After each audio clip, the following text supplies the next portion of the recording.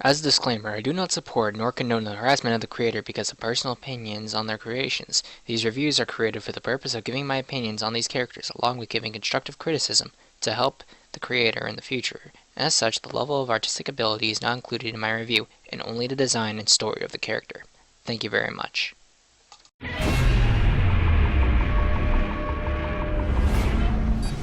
Hey, what's going on, guys? It's me, Zimzilla, and today I'll be doing a double review. Yes, I'm going to be doing a double review on two Kaijusonas, and this is also going to be a retrospective on Kaijusonas to encompass my opinions on Kaijusonas, as well as also a glimpse as to how I'll be reviewing them. So it will be obviously Darkjira and Draco by Crocodile Wolf 900 and Dragon Goji 1212. So without further ado, I'm going to start off with doing Darkjira's review first, and then Darko's. So let's get into it. Okay, starting off with Darkjira, the design, it's original, I can say that. After the last review I did on Edgelord Tyrannus, I'd say that Darkjira's design is welcoming. It's kind of interesting. It's like Godzilla, obviously, with two Ghidorah heads and wings. It's not, I wouldn't say, well, it's creative, but it's kind of like something you'd think like, oh, maybe a lot of people would think of this, but I like how it looks. The heads are nicely proportioned onto the sides where they're located, and the basic shape and all is pretty cool. I do like the end of the tail though, with the kind of Destroyer-esque looking spikes. And let's get into the aliases. And this character does have a lot of aliases because obviously the character is a persona, so it's obviously using a lot of RPs.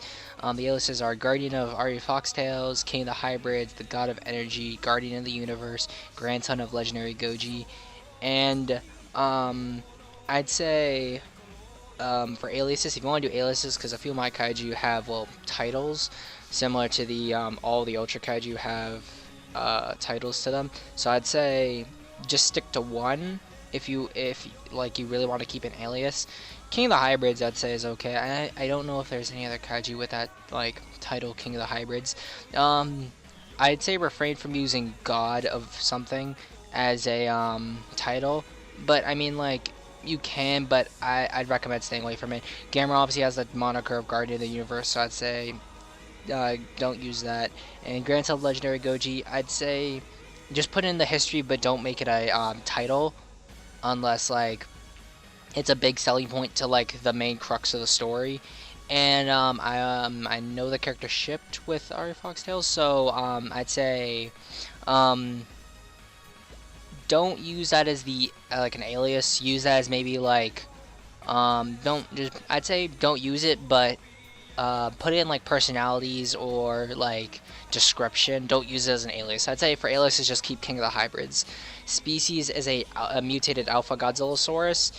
I do remember, however, in the bio, I was looking for the bio, but I can't find it. I remember the Alpha Godzillasaurus was mutated around the Triassic period, and based on what type of dinosaurs Godzillasaurs are, they would not have evolved, and really dinosaurs of that size would not have evolved during the Triassic period. And even if you're going off Legendary Godzilla's origins, that he's like from the Permian period, he wouldn't be a Godzillasaur because he's not a dinosaur, because he would have evolved before dinosaurs to begin with, despite being saying like everyone thinks 2014 is a dinosaur, but he's not. And if so, make sure that you reference that similar to other animals like Basilosaurus, Edaphosaurus, all those animals are not dinosaurs, they are their own things. Just make sure that if you're talking about a Godzillasaurus in the Legendary universe, that it's not a dinosaur, because 2014 isn't a dinosaur. Moving on to length, in his comic, he's around the same length as the Legendary Godzilla, and in the Hybrid Kaiju Saga, he's the same length as Godzilla 2014 or Final Wars Godzilla. And in heights, in his story, there's a lot of heights that are listed in the bio, because a lot of people have used the character, like a bunch of friends have. So I'm just going to use two, because in the writer's story, he's 146 meters, and in RP, he's 180 meters. Height, I'd say it's not over the top, but I'd say keep it to like the base 115, like stay within the 100-meter ranges, because once you start getting past 200, if you're fighting in cities, your monster's going to be so big that they're just going to probably knock over most of a city within like one swipe of their tail or in like one attack. And I mean, like, not all the monsters are going to be inside cities, but I mean, just keep that at scale. I'd say go online and like look up size of buildings or size of city blocks to understand that, to keep proportions in like scale. And if you want to think of something cinematic, don't go too big, because it's going to be really awkward if you think about that in your head. And that's just something I'd say watch out for. This character obviously was involved in a few Undertale stories, so he has a soul which is part kindness, justice, and determination.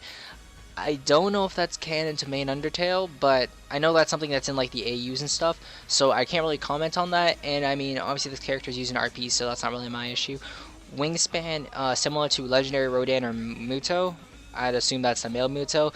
And then if it's the male Muto, then it would be excessively small, so I'd say specify at least, probably if you want to say for a reference, say similar to Heisei King Ghidorah, because him and Legendary Godzilla are similar in size, so I'd say that wingspan works well, or Destroy's wingspan, that's fine as well.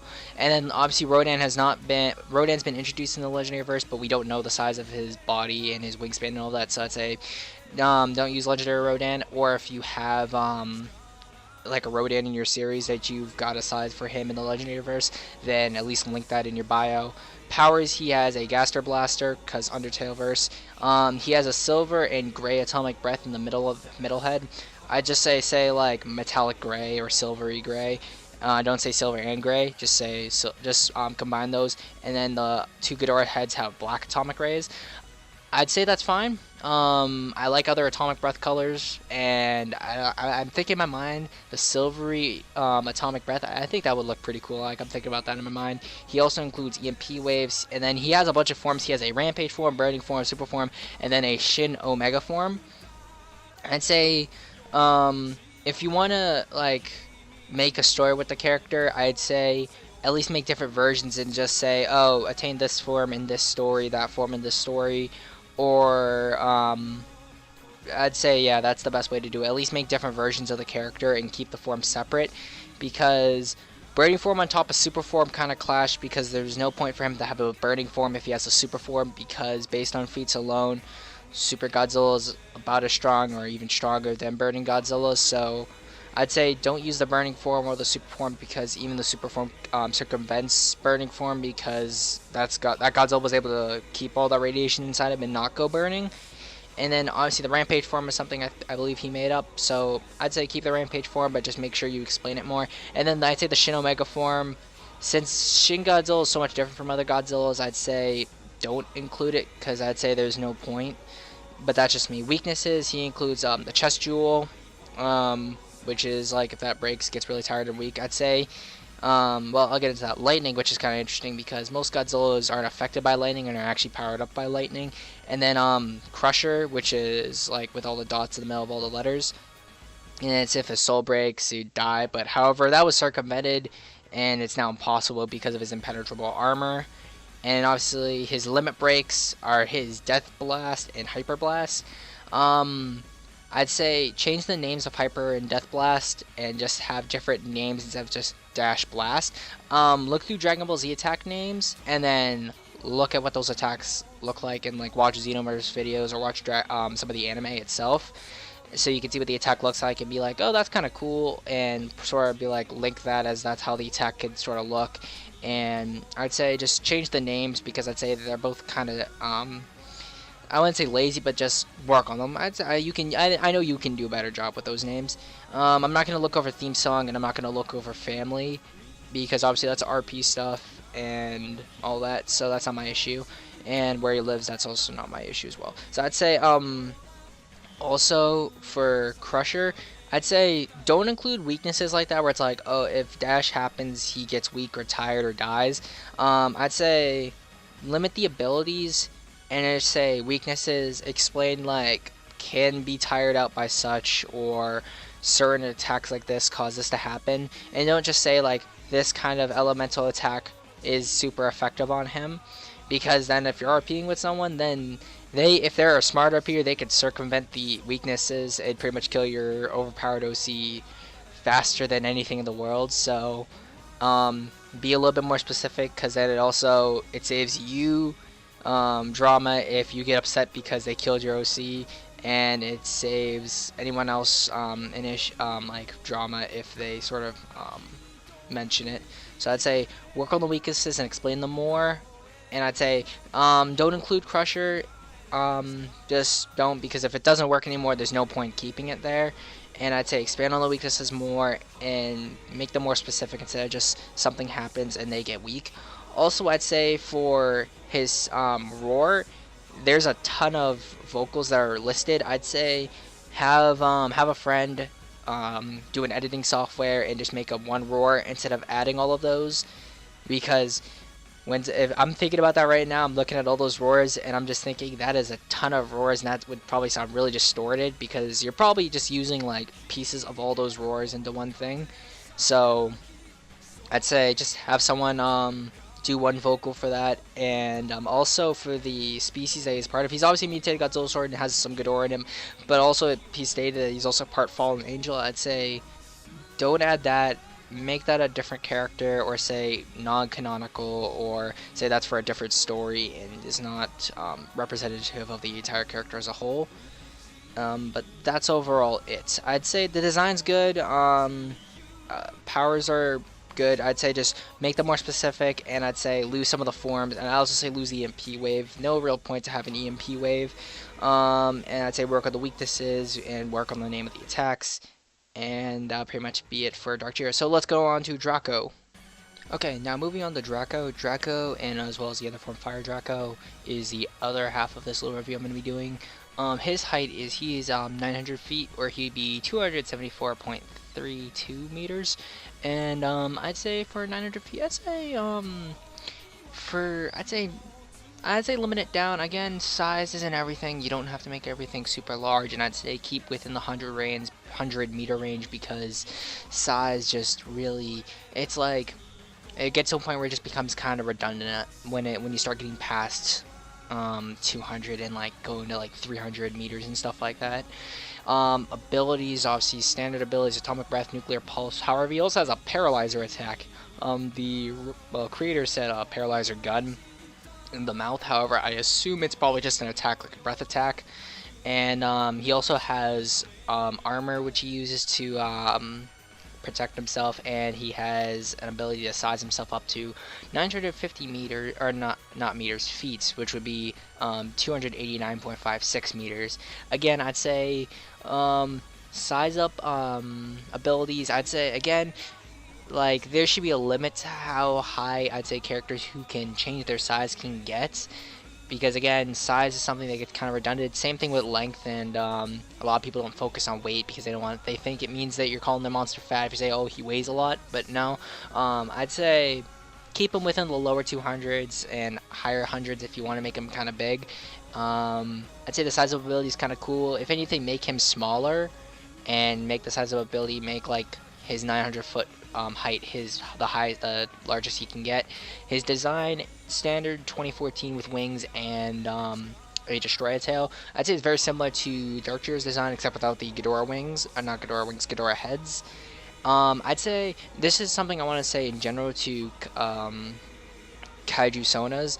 A lot of people, when they do Kaijusonas, they have the standard Godzilla shape with wings, spikes on the tail, and then they have a whole host of powers. And they either have dark powers or they have light powers. And then they usually just have a whole host of other abilities that really are kind of redundant or circumventional in certain cases. So I'd say I encourage people when they are working on Kaijusonas that if you want to do a Kaijusona that is a Godzilla Kaijusona, don't give it wings. That's one thing I'd recommend. Please don't give it wings, because then you're gonna have to explain, oh, is it a hybrid or is it a mutation?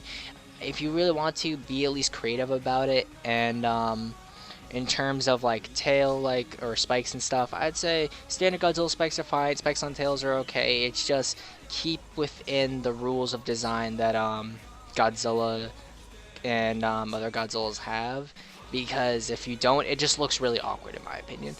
But that's just me. Other people may think it's like really cool, but that's my opinion on it. Just if you're gonna make a character that has wings and all these powers, just don't make it a Godzilla character, or say like, oh, he's got Godzilla DNA and he's able to do this. Just don't make it a base Godzilla character, because then it just kind of seems a little awkward.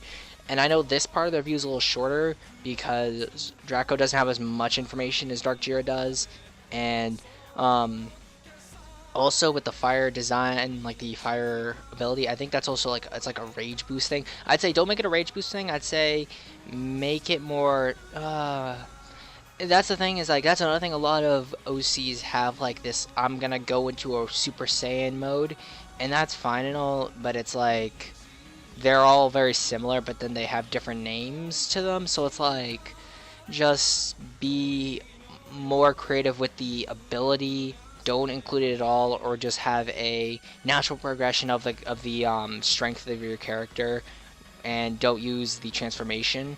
However, I do like the fact that it's red, because with red, it's like, it reminds me of some of the Rayonox Burst Gomora from Ultra Galaxy. So I'd say that's the one thing I do enjoy about it. But that's really all to Draco. So I'm gonna go into Darkjira and Draco, both similar, because they're both gonna score similar in my opinion.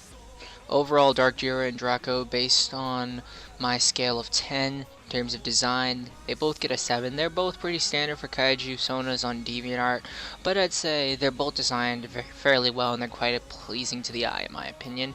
I would say that just follow what I said when it came to my opinions on the designs, if you wanted to change them, but you don't have to, but that's just me. In terms of their abilities, I would say they both get 6s. I'd say Draco gets the 6 because it's pretty standard, but I think you could be a little more creative and add more, and just think of something like, you don't have to go completely within the laws of like Godzilla lore in this case, since it's a persona character. And then with Darkjira, I say there's a little too many, as well as like abilities. Just overall, Darkjira and Draco, based on my scale of 10 in terms of design, they both get a 7. They're both pretty standard for Kaijusonas on DeviantArt, but I'd say they're both designed fairly well, and they're quite pleasing to the eye in my opinion. I would say that just follow what I said when it came to my opinions on the designs, if you wanted to change them, but you don't have to, but that's just me. In terms of their abilities, I would say they both get 6s. I'd say Draco gets the 6 because it's pretty standard, but I think you could be a little more creative and add more, and just think of something like, you don't have to go completely within the laws of like Godzilla lore in this case, since it's a persona character. And then with Darkjira, I say there's a little too many, as well as like abilities. Just lay off the forms, and I'd say just think about your weaknesses to things as well. That's what I'd say. And for Kaijusonas, I'm also going to be adding a section called Organization. I would say they both get 4s in this case, because a lot of the information on these characters is kind of spread out, and I know Darkjira's creator, he does have a bunch of links to the other people who've worked on his characters or have used them, but it would be at least good to link them to their galleries, or link to any of your folders, and just have everything presented in an orderly fashion if someone wants to read through a story that you're working on. And I'd say the same goes for Draco as well. But I'd say they're both pretty good characters in general, and they're not bad, and I'd say they could use some work, like a lot of OCs do. And that's pretty much it, guys. See ya.